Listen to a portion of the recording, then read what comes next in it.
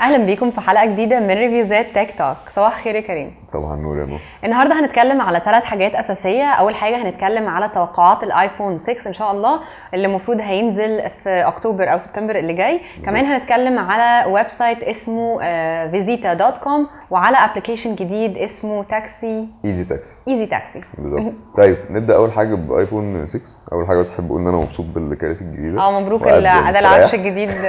هنا مظبطيننا صرف باين يعني. سريعا هنقول ايه التوقعات. هو دلوقتي ايفون 5 نزل بقاله حوالي سنه او سنه ونص، تقريبا سنه ونص، ونزل في النص ال 5S وال 5C اللي كان عليهم بعض التطورات. فكالعاده دايما ابل بتنزل تليفون جديد في سبتمبر او اكتوبر زي ما انت قلتي. ايفون 6 في مجموعه من التوقعات. اول حاجه ان هو غالبا هي ابل هتستمر في ان هي تستخدم الفريم اللي هو بيبقى فيه معدن شويه زي اللي فاتوا، لكن في توقعات تانية بتقول انه ممكن يتجهوا لماده اسمها بوليكربونات. بوليكربونات دي بتعمل ايه؟ بتخلي الموضوع قوي اكتر، يعني التليفون هيبقى بيستحمل خبطات اكتر، وفي نفس الوقت بيدي انه يكون اخف ومتين اكتر، يعني هو اقوى بس اخف. فدي طبعا ممكن تكون حاجه دي مهمه جدا، لان الايفون كمان او من التليفونات اللي هي بتبقى شاشه كبيره بتاعتها بتبقى بالظبط، فانت اللي هو محتاجه اكتر حمايه ممكنه، والتليفون بيقع مش عارف ايه، فمحتاجه تكوني اكتر واحده محتاجه حاجه زي بالظبط. طبعا التليفون بتاعي الزرار اللي تحت اللي هو المشهور جدا بتاع التليفون غالبا مش هيكون بيداس عليه زرار عادي، هيكون حاجه باللمس. السوفت وير زي ما دايما برضو ابل بتنزل تليفون بيبقى فيه تطور على السوفت وير، فغالبا هينزلوا اي او اس الفيرجن الجديده اللي هي هتكون اي او اس 8. بالنسبه للشاشه، عشان ده طبعا حاجه من اهم الحاجات اللي ممكن يبقى فيها تطور، دلوقتي كله تليفونات سوني واتش تي سي وسامسونج والحاجات دي كلها بتتجه، وال جي وكده بيتجهوا ان هم ينزلوا شاشات دايما في التليفون بتبقى كبيره، يعني اغلب التليفونات دلوقتي 5 بوصه، فمتوقع ان ابل برضو هتبقى من ما تقلش عن 4.7 بوصه وممكن اكتر من كده. لكن ده كله لسه توقعات. يعني الريزولوشن بتاعتها هتبقى مبدئيا ممكن تكون LCD HD او تكون شاشه فول HD، والكثافه بتاعت الالوان اكيد مش هتقل عن 300 بكسل لكل بوصه، وده طبعا اكيد هيدي ريزولوشن قوي. اما بالنسبه للحمايه بتاعت الشاشه والازاز، فغالبا هيستخدم ماده جديده او ازاز من نوع جديد ان هو بيكون غير قابل للكسر. لا، وغير قابل للكسر كمان، لان هو انت معروف ان التليفون اول ما بيقع اول حاجه ممكن تكسر الشاشه، والايفون بالذات يعني اعتقد من الحاجات اللي ناس كتير قوي اشتكت منها ان هو الشاشه بتاعته على طول بتتشقق سبايدر مان يعني. ده تاني حاجه. اما بالنسبه لموضوع بصمه الصباع، الفينجر برينت هتفضل اكيد موجوده زي ال 5S.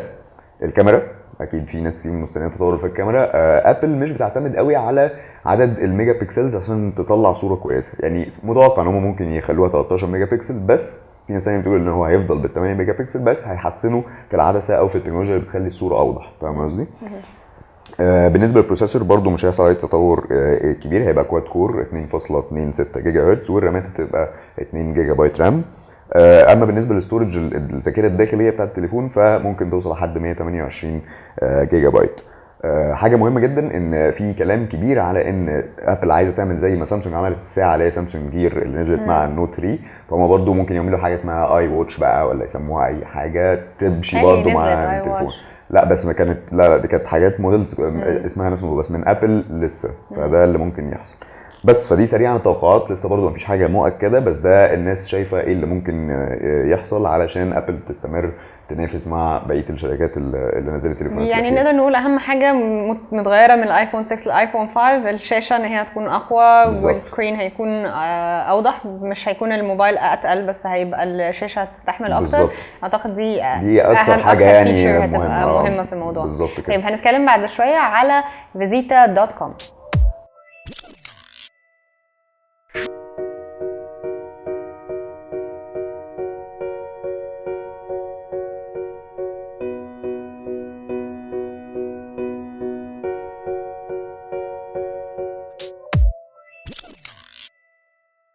رجعنا لكم تاني، وزي ما نور قالت لكم هنتكلم عن ويب سايت اسمه visita.com. visita.com زي ما عودناكم في الحلقات اللي فاتت ان احنا دايما بنقدم ويب سايت بيقدم سيرفيس معين للمواطنين. visita.com نفس الحكايه زي ما احنا شايفين على الويب سايت. visita.com هو بيقدم سيرفيس لان انت تشوف او تلاقي دكتور. اوكي. زي ما احنا شايفين على الويب سايت ممكن نختار الدكتور بالاسم الدكتور، او نلاقيه بالمنطقه على حسب المنطقه، او على حسب التخصص بتاع الدكتور، او كمان ممكن حسب شركه التامين اللي الشخص مشترك عليها، بيطلع له لسته بكل الدكاتره الموجودين تبع للشركه ده الشركه دي. المميزات اللي ممكن نلاقيها في فيزيتا.com 4 حاجات اساسيه. اول حاجه ان فيزيتا.com انت ممكن تحجز اونلاين في اي وقت، مش مضطر ان انت تبقى بتحجز مواعيد العياده بالظبط، لان معظم الدكاتره كمان بيشتغلوا مثلا ساعتين 3 في اغلب الوقت، فمش بتعرف دايما توصل للدكتور في اي وقت متاح يعني. الحاجه الثانيه ان هم عندهم كمان هوت لاين، مش شرط ان انت لو ما عندكش انترنت اكسس ممكن تكلمهم على الهوت لاين، برضو نفس الحكايه، ممكن تختار باسم الدكتور او بالتخصص بتاع الدكتور او شركه التامين، او على حسب التخصص زي ما قلنا. الحاجه اللي كمان الميزه اللي موجوده في فيزيتا.com هي انه لو حد جاي من بره القاهره ممكن يلاقي ما يعرفش الدكاتره اللي موجودين في القاهره، فهيبقى سهل برضو ليه بالليست اللي موجوده على الويب سايت. الحاجه الثانيه بقى ممكن اللي هتجيبنا للسؤال انه طب افرض انا جاي من بره القاهره ما اعرفش الدكاتره في القاهره، انا هعرف منين هو كويس؟ ففيزيتا.com موفره ريفيوهات من الناس، ريفيوهات بينافسونا في الموضوع ده. بيوفروا ريفيوهات للناس ان هم يقولوا رايهم في الدكتور اللي هم راحوا له ده، فممكن بسهوله جدا ان انت تدخل تشوف الحاجات الكومنتس اللي مكتوبه على كل دكتور اذا كان كويس او لا، او تختار على حسب الريتنج. اوكي.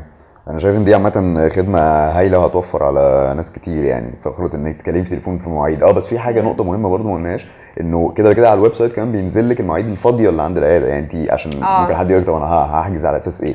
بالظبط اكيد بيبقى في كوردينيشن ما بينهم وما بين الدكاتره. يعني اعتقد كل ما تزيد السيرفيسز اللي تسهل على الناس حياتها، يعني اعتقد دي حاجه كويسه. هنتكلم بعد شويه كمان على سيرفيس تاني اسمه تاكسي او ايزي تاكسي، سوري هنتكلم على ايزي تاكسي، وده سيرفيس للتاكسي.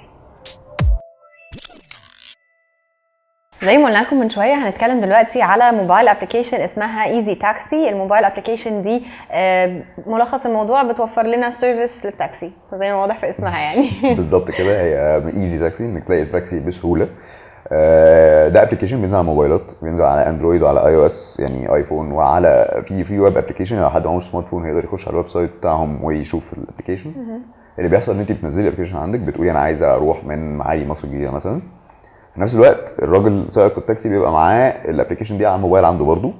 ده عن طريق شركه اللي ماسكه البروجكت ده في مصر، وموجود في كذا دوله عامه، بس ليه يعني فرع او امبلمنتيشن في مصر يعني. فالشركه اللي ماسكه بتجيب السائق التاكسي وتدربه على استخدام الابلكيشن دي، وبتدي له موبايل عليه الابلكيشن، فهو بيجي له نوتيفيكيشن يقول او بمعنى صح بيجي في المنطقه اللي انت فيها عن طريق الجي بي اس بيحدد مكانك، ويبعت لكل السائقين بتوع التاكسي اللي موجودين في المنطقه دي انه في حد عايز يروح من المكان ده للمكان ده.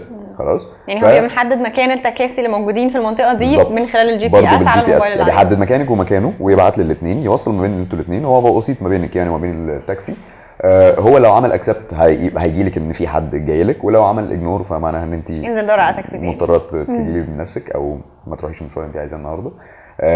فده حاجه. بس دلوقتي ممكن حد يقول لك طب ما انا ليه هفضل بقى اخش على الموبايل واعمل ابلكيشن واستنى حد يرد عليا وانا يعني اروح اوقف، فاهم؟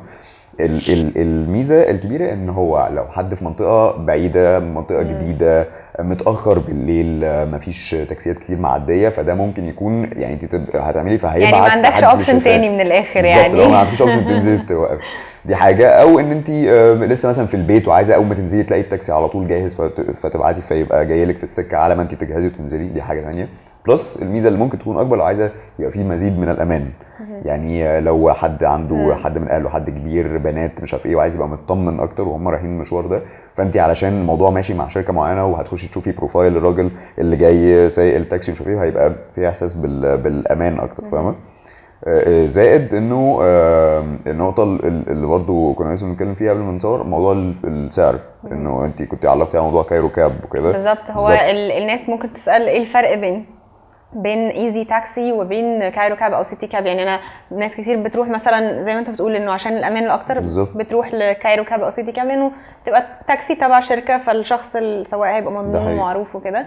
ولكن اعتقد هو السعر هيبقى في بيختلف وبيبقى بالظبط. فيه فيز معين ان هو جالي وكده، انما ده السعر بيبقى سعر التاكسي العادي بالعداد، فاهم؟ ومتهيألي اصلا كايرو كاب انا مش بشوفه اصلا، مش عارف، ما اعرفش هو شغال ولا لا. تقريبا الشركه قفلت، اعتقد عارف. في شركه من الشركتين لسه موجوده، حاسس بس ما بقتش اشوف الاصفر ده خلاص يعني. بس في دلوقتي اللي هو الفرنش كاب او مش حاجه، عارف، ممكن يكون لندن تاكسي ده شغال تقريباً. مطار وحاجات كده يعني. لندن تاكسي، بس لندن تاكسي برضو الاسعار بتاعته مختلفة خالص. تماما بالظبط. لانه بيتحسب بالمشوار، مش يعني هي مش بعداد يعني. ايوه ده حقيقي.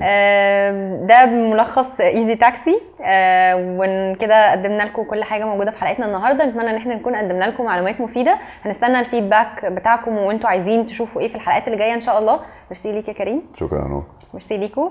السلام عليكم. مع السلامه.